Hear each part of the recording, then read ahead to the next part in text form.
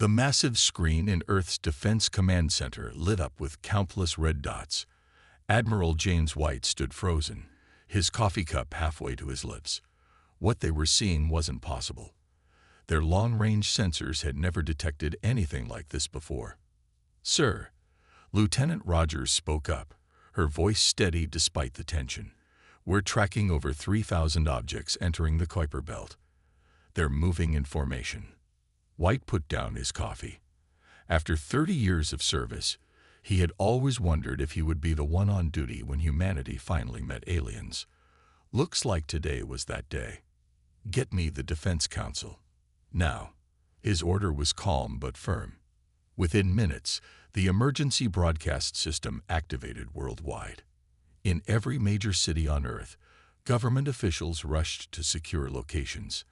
The United Earth Defense Council, formed after humanity achieved its first faster-than-light travel 10 years ago, assembled in their underground chamber beneath the Rocky Mountains. "The objects are slowing down," Rogers reported, updating the holographic display. "Their technology, it's different from anything we've seen. But our quantum sensors are picking up energy signatures. They're powered by some form of fusion, but it's incredibly inefficient compared to our systems." White nodded.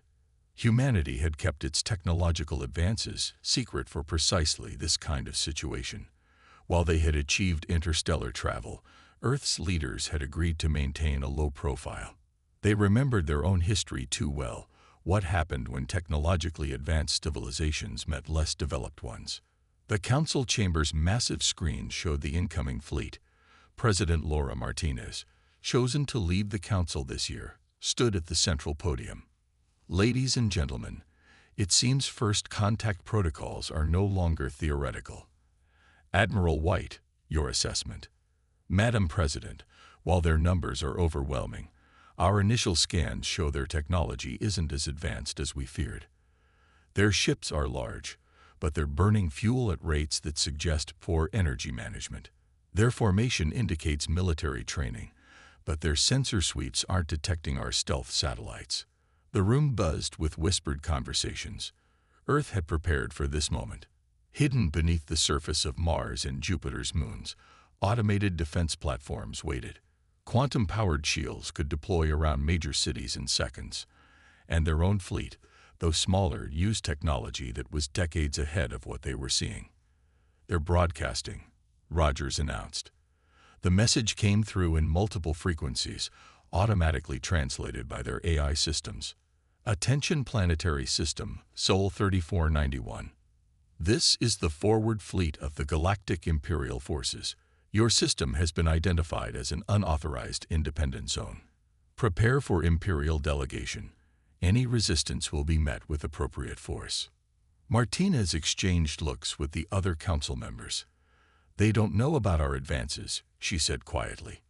"They think we're pre-space flight. That gives us an advantage," White replied. "Our stealth tech is holding. They haven't detected our Mars colonies or the Jupiter stations. They don't know about our quantum shields or AI systems." The council quickly agreed on their approach. They would play the role expected of them, a somewhat advanced but still planet-bound civilization. Their true capabilities would remain hidden, but ready. "Look at their ship designs," Dr. Thompson, their chief scientist, pointed out. "The energy wastage, the inefficient use of space. This empire might be big, but they're not innovating. They're using the same technology they probably had centuries ago." White studied the tactical display. The incoming fleet was impressive in size, but now that he looked closer, he saw what Thompson meant. Their ships were bulky, overbuilt, relying on brute force rather than efficiency. Humanity's ships, while fewer in number, were sleek, advanced, and most importantly, currently invisible to Imperial scans. "They're sending a smaller vessel ahead of the main fleet," Rogers reported. "Looks like a diplomatic ship." "Very well," Martins declared. "We'll receive them, but Level 4 security protocols remain in effect. Our orbital defenses stay dark, and our advanced tech stays hidden. Let's see what this empire wants before we show our hand." As the Imperial diplomatic vessel approached Earth, humanity waited. They had learned from their own history. The strong didn't always announce themselves as such. Sometimes, the best defense was letting others underestimate you. And if this empire had hostile intentions, well, they were about to learn that Earth wasn't as helpless as they thought. The Imperial diplomatic ship landed at the newly constructed First Contact Center in Geneva. Security teams watched from hidden positions as the massive ship's doors opened with a theatrical display of lights and smoke. The Imperial ambassador stepped out, tall and humanoid, wearing ornate robes that sparkled with embedded gems. 2 guards flanked him, carrying weapons that Earth's sensors had already analyzed and found surprisingly basic. "I am Ambassador Reed of the Galactic Empire," he announced, his universal translator making his words sound slightly mechanical. "I bring words from His Imperial Majesty." President Martinez stood calmly, backed by a carefully chosen team of Earth representatives. They had deliberately dressed simply, playing the part of a developing civilization. "Welcome to Earth, Ambassador. We are honored by your visit." The meeting room was plain but comfortable. As they sat down, hidden quantum sensors recorded everything about the Imperial visitors, from their biology to their technology. Every piece of data was being analyzed in real time by Earth's AI systems. "Your world," Reed began, looking down at his data pad, was somehow overlooked during the Great Expansion 3 centuries ago. This oversight must now be corrected. He smiled, but it didn't reach his eyes. The Empire brings civilization, order, and progress to all worlds. Martinez nodded politely. "Please, tell us more about this progress."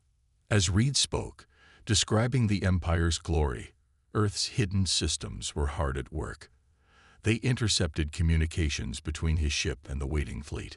They analyzed his technology. Most importantly, they dug deep into the Empire's history through the data stored in their ship's computers. What they found was disturbing. "The Empire asks for only small contributions," Reed continued.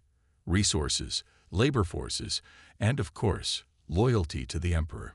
In return, you'll receive Imperial protection and technology."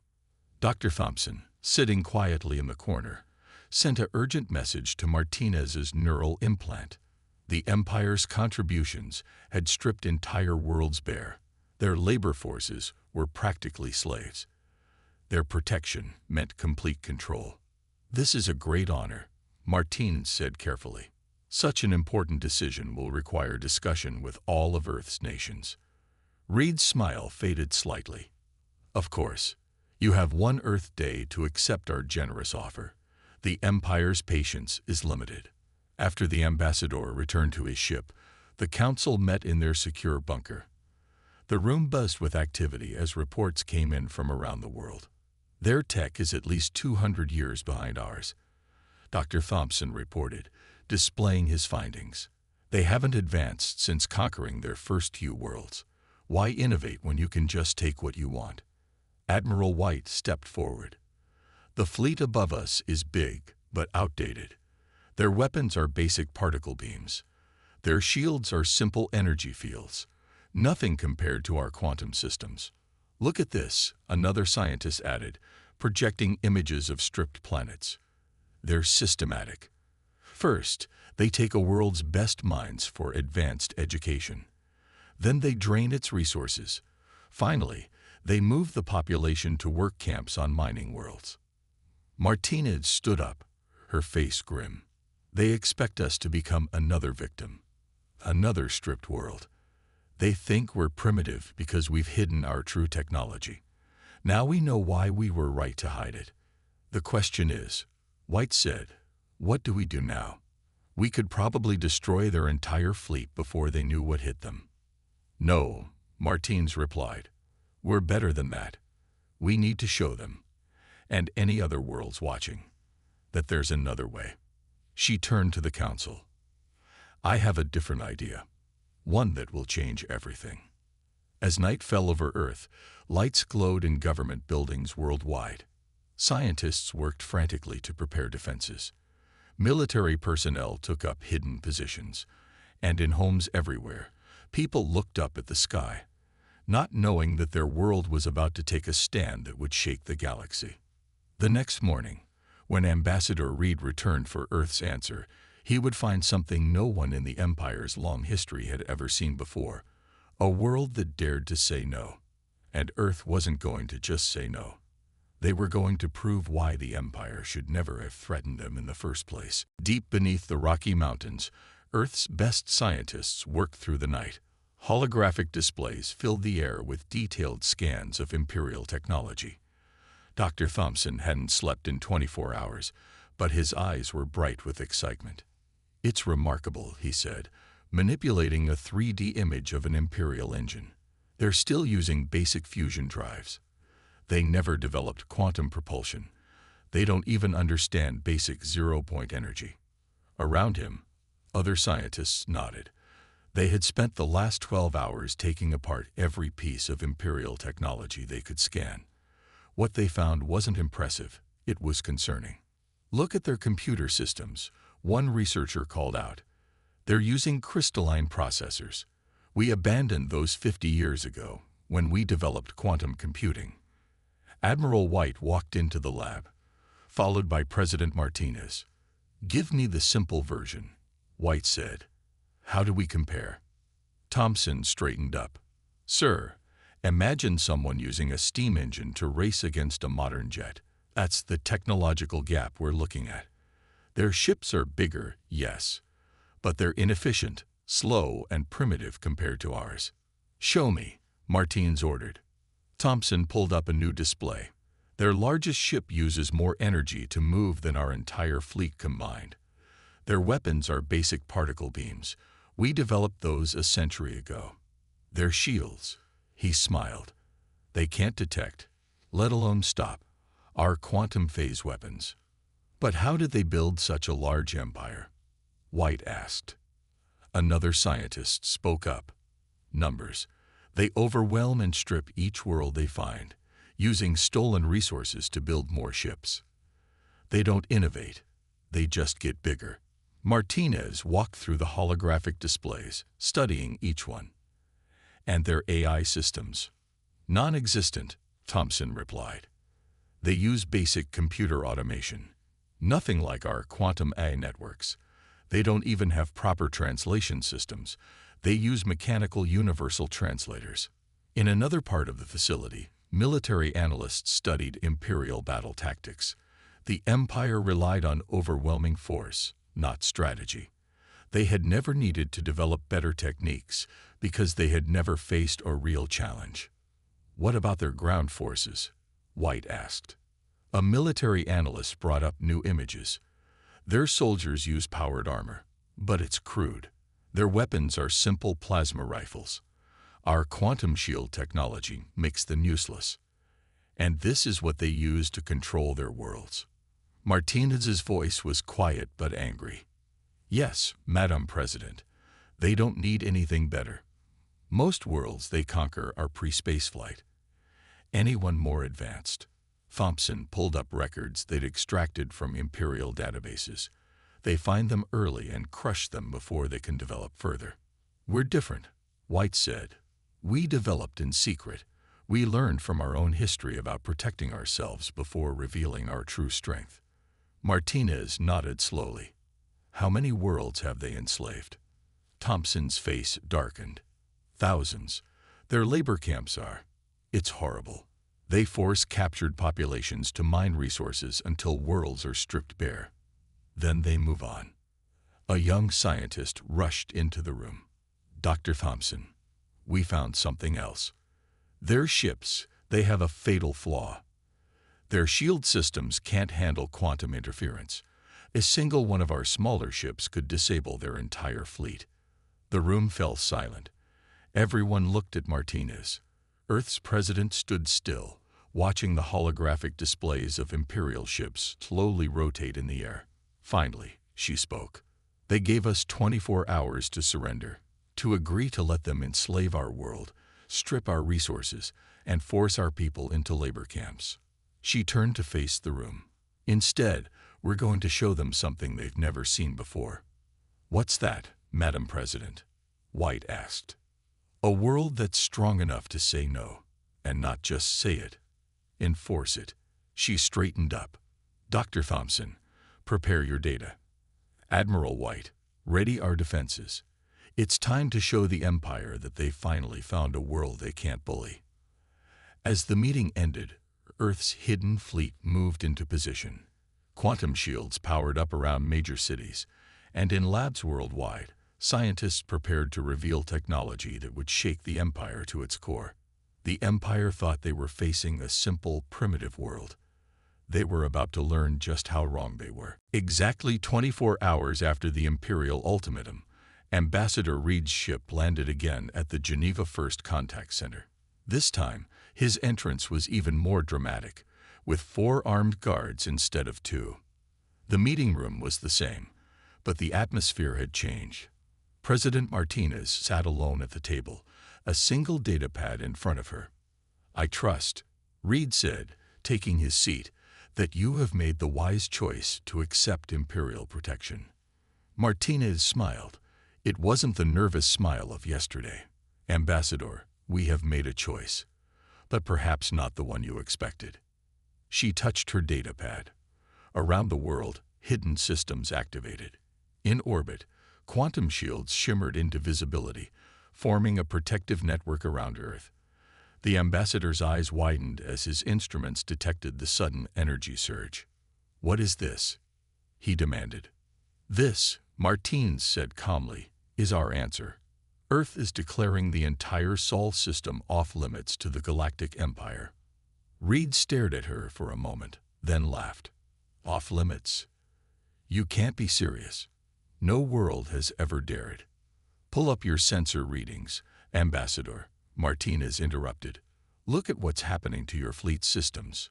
Reed checked his data pad. His face changed from amusement to confusion, then to concern. Every scan his ships tried to make of Earth was being blocked. Their long-range communications were experiencing interference, and their sensors were detecting energy signatures unlike anything in Imperial records. Impossible, he whispered. You're a primitive world. You barely have space travel. No, Ambassador, we're a careful world, a world that learned from history. While your empire was busy conquering and destroying, we were advancing, preparing. And now we're ready. Around the solar system, Earth's defense grid fully activated. Quantum-powered satellites emerged from their hiding spots around every planet and major moon. The ambassador watched in shock as his instruments showed the true extent of Earth's technology. You can't do this, Reed stammered. The Empire will never allow.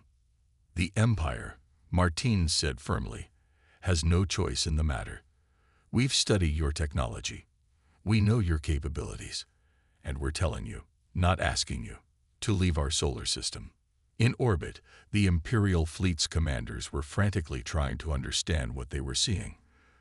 Their scans couldn't penetrate Earth's defenses. Their weapons couldn't lock onto any targets, and their supposedly superior technology was being effortlessly jammed by Earth's quantum systems. This is unprecedented.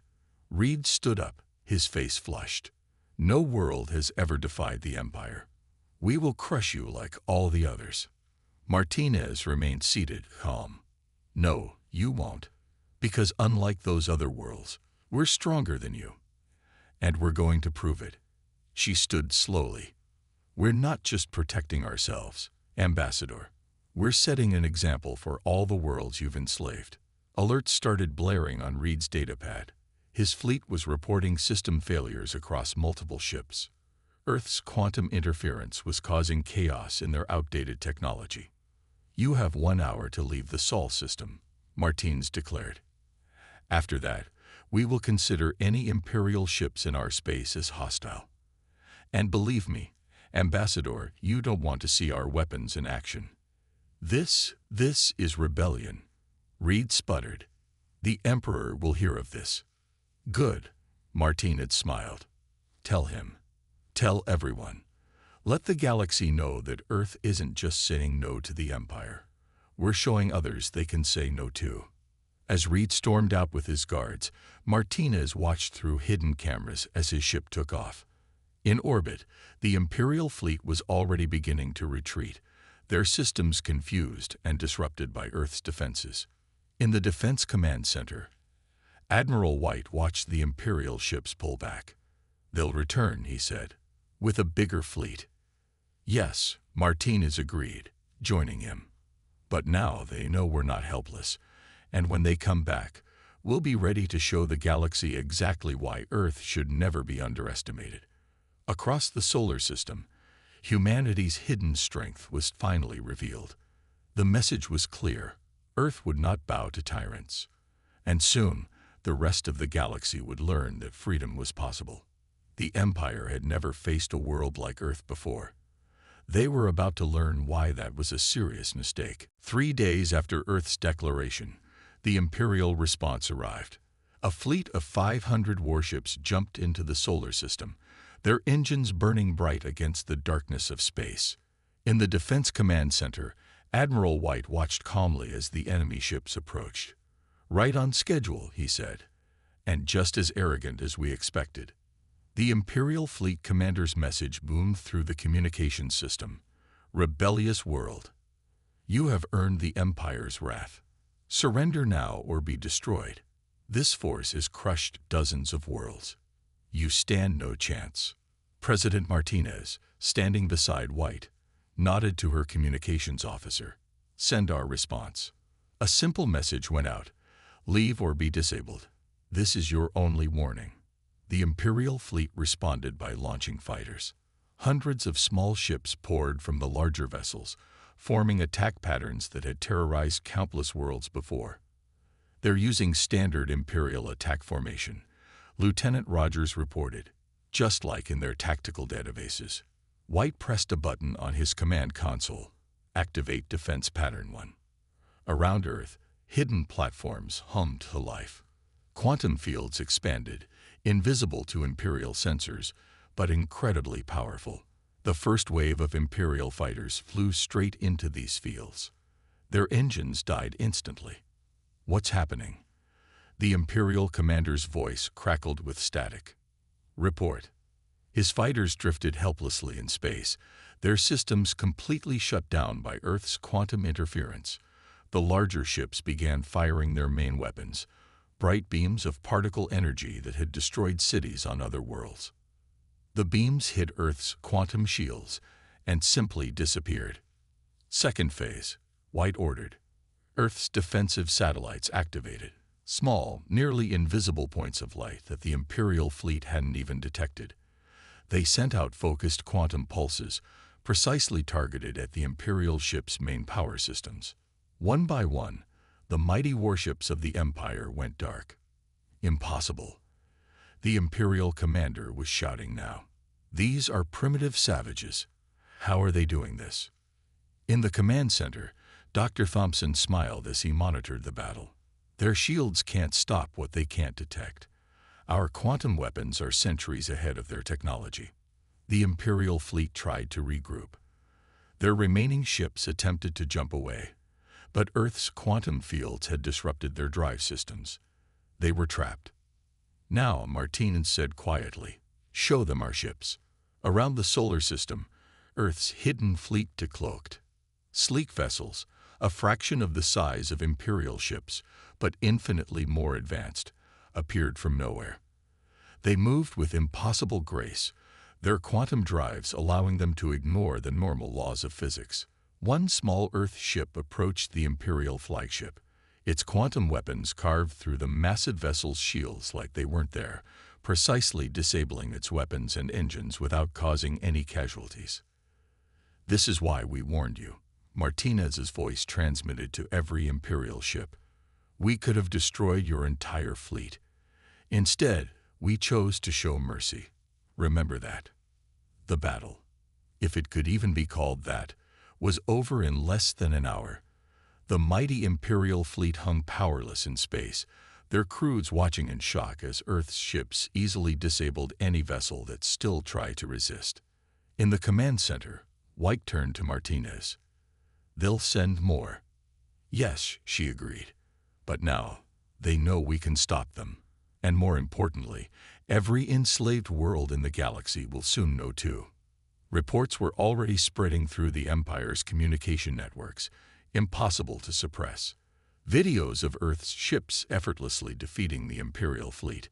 Data showing how easily their supposedly invincible warships had been disabled. A message of hope for every oppressed world. The Empire could be beaten. Prepare rescue ships, Martinez ordered. Let's show these Imperial crews how Earth treats prisoners, with dignity and respect. That will shock them even more than our technology. As Earth's rescue ships moved to help the stranded Imperial crews, the message was clear. Humanity wasn't just powerful. They were different from the Empire in every way that mattered. The Empire had tried to make an example of Earth. Instead, Earth had made an example of them. And this was just the beginning. 2 weeks after Earth's victory over the Imperial punitive fleet, the Empire launched their full response. 3,000 capital ships, 10,000 support vessels, and countless fighters emerged from hyperspace at the edge of the solar system. Admiral White stood at his command post, watching the massive fleet approach. "They sent everything," he said. "Half the Empire's main battle fleet." "Good," President Martinez replied. "That means every oppressed world can see what happens next." The Imperial Grand Admiral's hologram appeared in the command center. His uniform sparkled with medals, his face stern with practiced authority. "This rebellion ends now. No world defies the Empire and survives." Martinez stepped forward. "You still don't understand, do you? We're not just fighting for ourselves." Across the solar system, Earth's defense grid activated. But this time, they added something new. Quantum communication beacons, more advanced than anything the Empire had seen, began broadcasting across the galaxy. "What you're about to see," Martinez's voice reached every Imperial world, "is proof that the Empire isn't invincible." The battle began with the Empire's standard tactics, a massive frontal assault designed to overwhelm any defense. Tens of thousands of fighters launched, backed by the capital ship's heavy weapons. Earth was ready. "Execute Freedom Protocol," White commanded. Earth's AI defense systems activated. In seconds, they had hacked into the Imperial fighters' primitive computer systems. Across space, Imperial pilots watched in shock as their ships turned themselves around and flew back to their hangars. "Impossible," the Grand Admiral roared. "No one can breach Imperial security." Dr. Thompson's voice was calm as he replied, "Your security is centuries behind our technology, just like everything else about the Empire." The capital ships pressed their attack, firing planet killer weapons that had destroyed countless civilizations. The beams struck Earth's quantum shields and shattered into harmless light. Then Earth revealed its true strength. Hidden bases on Mars, Europa, and Titan launched thousands of automated defense drones.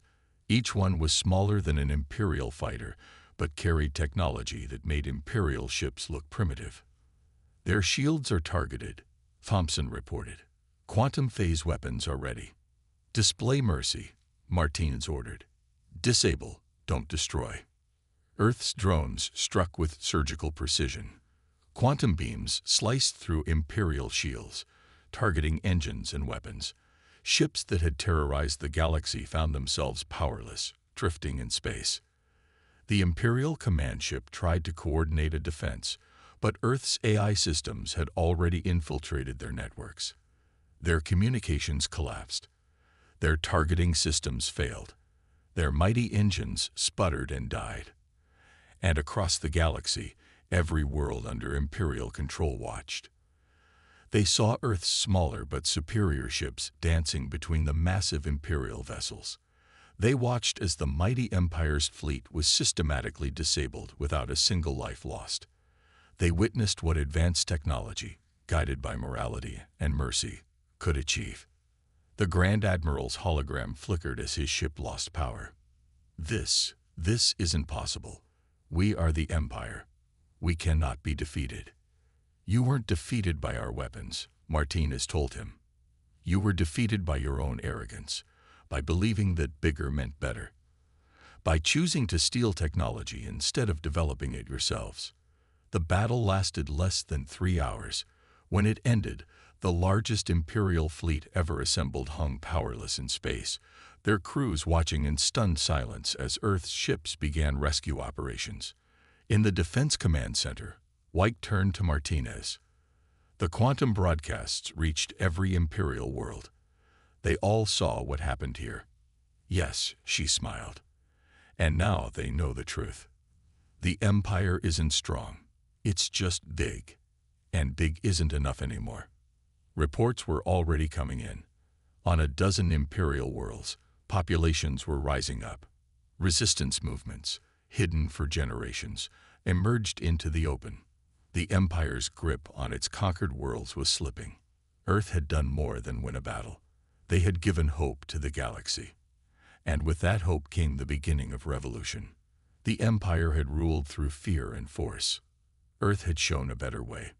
And now, nothing would ever be the same. 1 month after Earth's decisive victory, representatives from 50 former Imperial worlds gathered in Geneva. The meeting hall that had once hosted Earth's first contact with the Empire now witnessed something unprecedented, a gathering of free worlds. President Martinez stood at the podium, looking out at the diverse assembly. Some delegates were humanoid, others completely alien, but all shared the same look of hope in their eyes. The Empire ruled through fear, she began. Earth showed that fear wasn't enough. Now we must build something better together. In orbit, Earth's ships patrolled alongside vessels from newly liberated worlds. The quantum technology that had defeated the Empire was being shared, carefully and responsibly, with those who proved they would use it wisely. Admiral White, watching from the back of the hall, remembered the Empire's fall. After their main fleet's defeat, rebellions had spread like wildfire. Imperial forces, stripped of their mystique of invincibility, found themselves facing populations that no longer feared them. The Empire still controls much of the galaxy, a delegate from a mining world pointed out.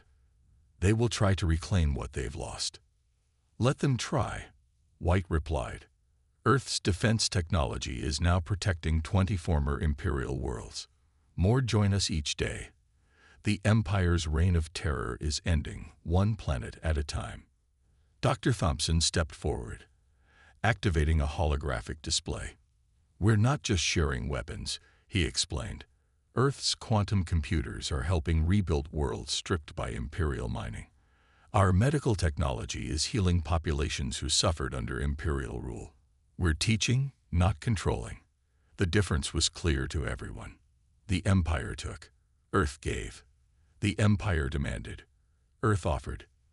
The Empire ruled through fear. Earth led through respect. But what happens next? Asked another delegate. Do we form our own empire? Martinez shook her head. No, we form a coalition. Equal partners, each world free to govern itself, but united in defense of that freedom. Earth doesn't want subjects. We want allies.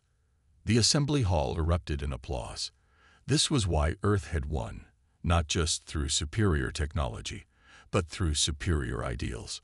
Reports arrived hourly from across the galaxy. More worlds declaring independence. Imperial governors fleeing their posts.